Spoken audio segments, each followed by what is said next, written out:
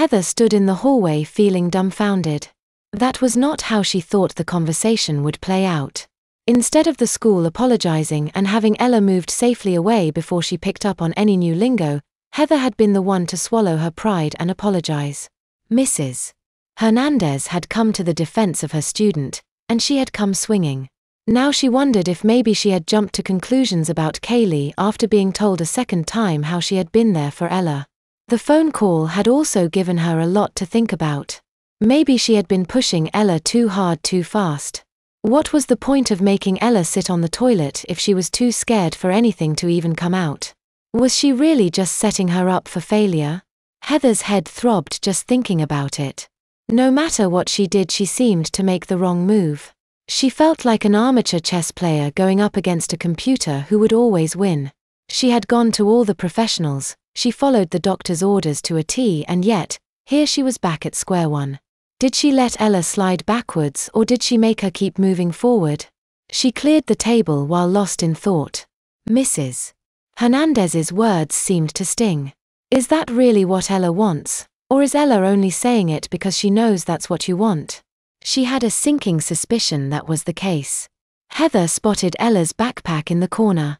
She picked it up and opened it, relieved to find her soiled clothes sealed tightly in a bag trapping the odor with it. She spotted the note and pried it off. Ella is showing an unprecedented level of anxiety when faced with using the restroom to the point she is physically unable to urinate. As a result, Ella had an accident on herself and the floor. While we welcome students in need of varying levels of personal care, we strive to limit students' exposure to harmful bodily fluids. Due to Ella's current mental state, we do not feel it is in her best interest to pursue her on file instructions of care without a doctor's written consent. Until such time where more suitable arrangements can be made, please send Ella in more appropriate attire. Enclosed are a few garments to hold you over until more can be obtained. If you have any questions, please don't hesitate to call me. Ella sat at her desk feeling confused. Heather had gone through the previous night acting as if nothing had happened. She had expected to be punished. Instead, they watched movies until 9:30 p.m., where Heather sent her off to bed with a kiss to the forehead. This morning had been even more strange. Heather had come to wake her up later than usual. Instead of being dragged off to the bathroom half-conscious against her will, she had been told to use her bucket. Ella had wasted no time in this, eagerly bunching up her nightshirt as she sat on the seat behind her bed. Ella, Danielle groaned from underneath her blankets. Keep it down, you're making me have to pee. Some of us have to get up and walk to the other end of the house. Like any good sister, Ella's response had been to position herself in a way that made her scream as loud as possible. Once she had finished, Heather had told her to lie back down on the bed. Without an explanation, Heather had then put her in a diaper before sending her off to school. Now she sat at her desk wondering what the hell just happened as she religiously swiped her hand behind her back to check if it was poking out. Kaylee snickered and put her book away. You're just making it obvious. Ella pulled her notebook out of her backpack and began writing a response. I think it's because I'm in trouble. Kaylee frowned as she read the note. No one puts a kid in a diaper because they're in trouble. Mrs. Hernandez probably told your mom to after what happened yesterday. You were freaking out and I saw Jasmine putting some in your backpack. Ella realized that made a lot more sense than what she thought it was for. So I'm not in trouble for, earlier? Nah, happens all the time. There's a rumor that you can't graduate until you stain the carpet at least once. It's like tradition or something. You just got it out of the way on your first day. Ella considered this before asking, so have you? Kaylee seemed to lose her composure for a moment. Don't trust a fart on Taco Tuesday. Ella scrunched up her face in disgust before laughing. Fuck. Kaylee blurted out. I got in trouble for saying that last night. Why'd you say that of all things? You don't even talk much. Ella shrugged before writing, Heather kept making me talk. My throat was hurting and it was the easiest thing I could think of to say. Then she made me tell her where I heard it from and now she thinks you're a bad influence. Ella thought this would make Kaylee laugh, but instead she seemed to deflate and Ella could tell Kaylee seemed hurt. Guess you shouldn't talk to me then, said Kaylee before giving her the cold shoulder. Ella tried getting her attention, But Kaylee seemed to be looking everywhere but at her. What had she done? When all her written attempts had failed, she moved on to audible ones.